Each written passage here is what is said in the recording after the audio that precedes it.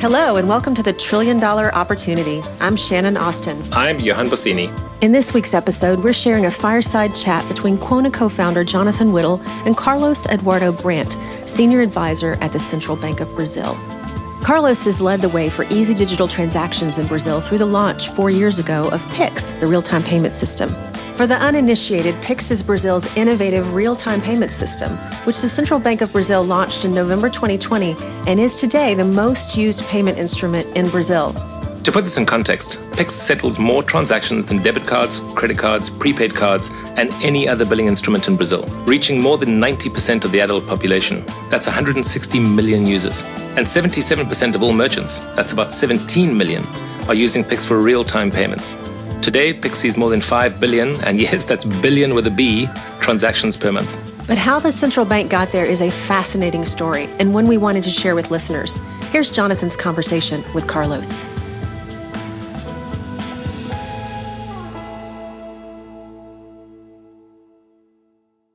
Please do welcome Carlos. Thank you. Hi, Jonathan. It would be good to start understanding the context within which Pix was developed. Yeah. I think what's been remarkable about the central bank's approach to the regulatory agenda over the last, almost 20 years, has been the consistency with which it has rolled out a series of initiatives to create opening for new entrants and bring competition to financial services in Brazil. And one of the things that we find very gratifying is that financial inclusion is very much a part of the overall message from the central bank as to why. But maybe you could talk a little bit about how Pix fits into the overall regulatory agenda and what's motivating and driving the central bank as you push through Pix and other innovations. Yeah, that's a great question because, Pix is there and we've seen the numbers, the figures on adoption and number of users, but it has been a long journey to get to this point, right? We started off in early 2000, 2001 and 2002 by making a big reform on the national payment system. So back then we implemented the RTGS system for large value transactions. We also set up regulation on clearinghouses, financial market infrastructures, as it's now the updated terminology for those institutions.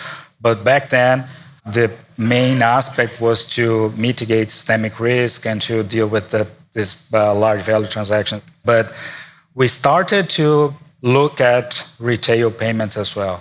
So when we implemented the RTGS system, we also implemented a new instant credit transfer, which was called TED back then. It was almost instant or near instant, but it didn't work 24/7. It didn't have a good user experience and so on. So that's the first, big step that we took.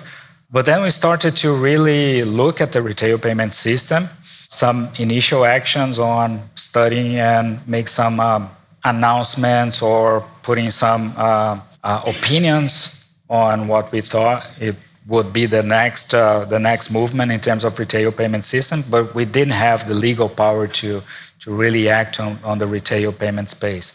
So we worked on that, and on 2013, the National Congress issued a law giving the central bank the legal power to act in the retail payment space. So from that point on, we started to organize the retail payment system by setting up a framework for payment schemes, for payment institutions, issuing licenses for the payment schemes, for the fintechs.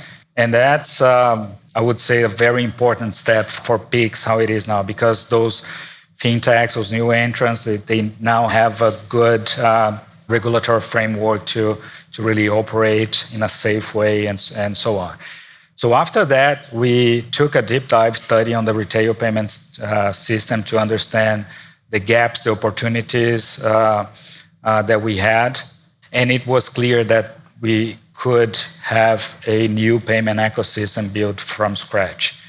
For the public objectives, we had proving competition in the payment system and the financial system, reducing the cost of payments, having a good solution for innovative businesses, improving the user experience, or removing the frictions for electronic payments, and one very important one, which was financial inclusion. So financial inclusion was a key objective for the PIX project. And I think with all these objectives in mind, we were able to really step in and to get all the stakeholders to discuss about the new ecosystem and to then implement PIX. I wanted to ask whether the adoption has surprised you. And how have you gotten the financial institutions, the various players that some of which want to protect existing businesses, to cooperate so that adoption has been so incredibly rapid? And maybe you could talk a little bit about the approach that you took to engage all of the various players as you designed PIX and rolled it out, which I think is quite unique, and I think is maybe part of the success of this rollout. It is. I think the engagement was at the same time one key element, but also the most challenging one.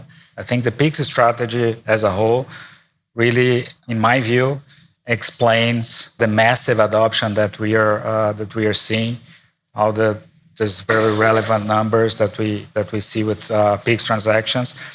And the first aspect of the PIX strategy, so it was not only about specification or technical specification, building a QR code or whatever, but it was about really having this, let's say, strategy that goes beyond technical aspects. So the first point of this PIX strategy was communication.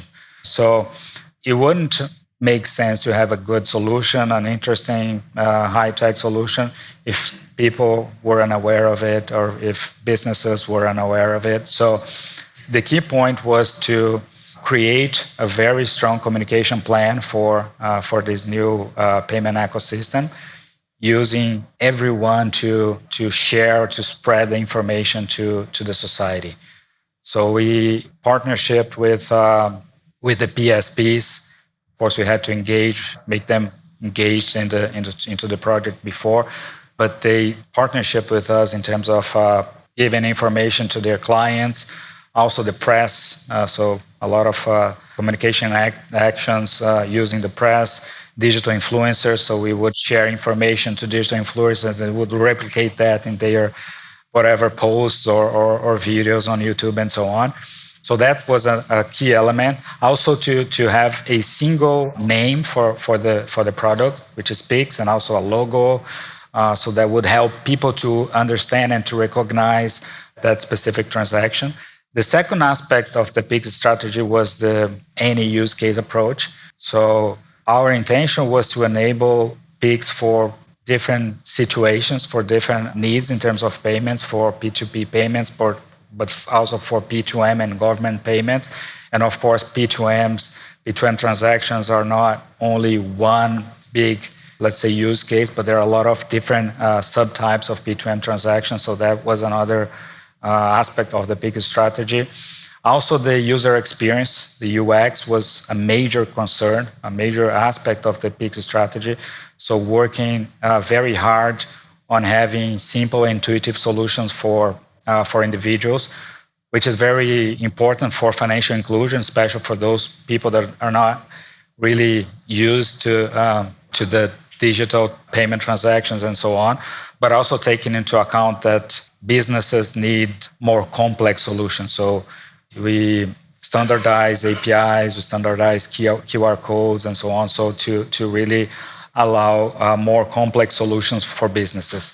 Another aspect of the PIX strategy was cost. So providing a low-cost infrastructure for the PSPs, for the payment service providers, in order to implement a no-fee policy for individuals. That's another aspect, very important aspect for financial inclusion, having a no-cost instrument for people, and for also allowing low-cost fees for merchants, which was also a very important element. Another point of the strategy was to create. And that was important in order to ensure that there was development of services for merchants that allows the players to make money. Of course. If you don't have that, you don't get adoption. Great, that's a great point. There is a need to have a business case for the banks, for the PSPs in general. so they could make money out of Pix and at the same time providing a low-cost solution for the merchants, which is a kind of a win-win situation. So another point was to create an open ecosystem, allowing all kinds of PSPs, all kinds of institutions to be part of the ecosystem and to offer payment service to the public.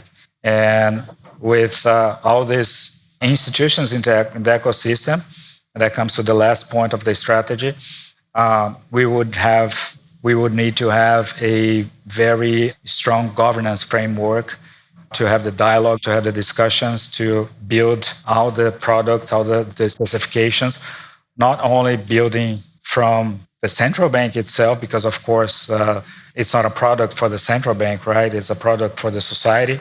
So we had to gather everyone in a single place, which is the Pix Forum, to discuss and to engage everyone into the developments and evolution of Pix.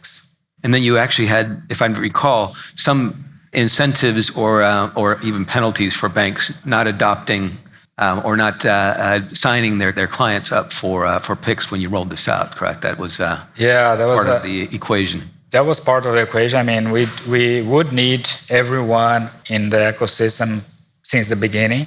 I mean, to explore and to get all the network effect and so on. So we mandated the major institutions to be part of the ecosystem and to offer the product to their clients. So that was very important. So all the institutions that had over 500 active transaction accounts would have to be part of the ecosystem since the beginning. That was very important. But again, if we remove this rule, the rule is still there. But if we remove that rule, I'm sure they will be there. They won't leave the ecosystem because it's so important for them. Thanks for listening. In our next episode, we continue with part 2 of this conversation. Carlos and Jonathan will go deep into the impact that Pix has had on financial inclusion across Brazil. Follow the $1 trillion opportunity on Apple Podcasts, Spotify, iHeartRadio, or whatever you listen to podcasts on. The $1 Trillion Opportunity is produced by Quona and Pod People. Our producers are Danielle Roth, Hannah Pedersen, and Sam Gebauer. David DeLuca edits the show. Special thanks to Rachel King and Amy Machado. We'll see you next week.